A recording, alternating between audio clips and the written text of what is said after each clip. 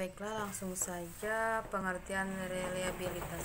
Kata reliabilitas dalam bahasa Indonesia diambil dari kata reliability. Dalam bahasa Inggris berasal dari kata reliably yang artinya dapat dipercaya. Reliabilitas merupakan kata benda, sedangkan reliably merupakan kata sifat atau keadaan. Menurut Sugiono, pengertian reliabilitas adalah serangkaian pengukuran atau serangkaian alat ukur yang memiliki konsekuensi bila pengukuran yang dilakukan dengan alat ukur itu dilakukan secara berulang. Bismillahirrahmanirrahim. Di sini saya akan menjelaskan tentang metode mencari besarnya reliabilitas. Metode yang pertama yaitu metode bentuk paralel. Tes paralel atau tes ekuivalen adalah dua buah tes yang mempunyai kesamaan tujuan, tingkat kesukaran, dan susunan, tetapi butir-butir soalnya berbeda. Yang kedua yaitu metode tes ulang. Metode tes ulang dilakukan orang untuk menghindari penyusunan dua seri tes. Dalam menggunakan teknik atau metode ini, pengetes hanya memiliki satu seri tes, tetapi dicobakan dua kali. Metode yang ketiga yaitu metode belah dua. Dalam menggunakan metode ini, pengetes hanya menggunakan sebuah tes dan dicobakan satu kali. Selanjutnya, jenis-jenis reliabilitas. Secara garis besar, reliabilitas itu terbagi menjadi dua. Yang pertama ada reliabilitas eksternal. Reliabilitas ini diuji dengan teknik paralel dan teknik ulang. Yang kedua, reliabilitas internal. Reliabilitas ini diperoleh dengan cara menganalisis data dari satu kali hasil pengetesan saja.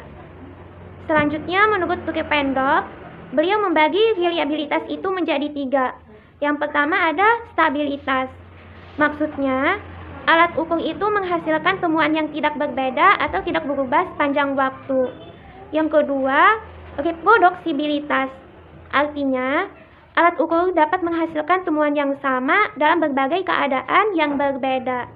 Yang ketiga ada akurasi. Akurasi ini apa artinya?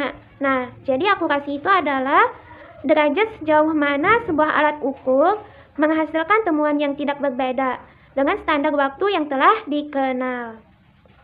Selanjutnya, menurut Kerlenger, jenis-jenis reliabilitas itu dapat diukur dari tiga kriteria. Yang pertama ada stability, yang kedua ada dependability, dan yang ketiga ada predictability.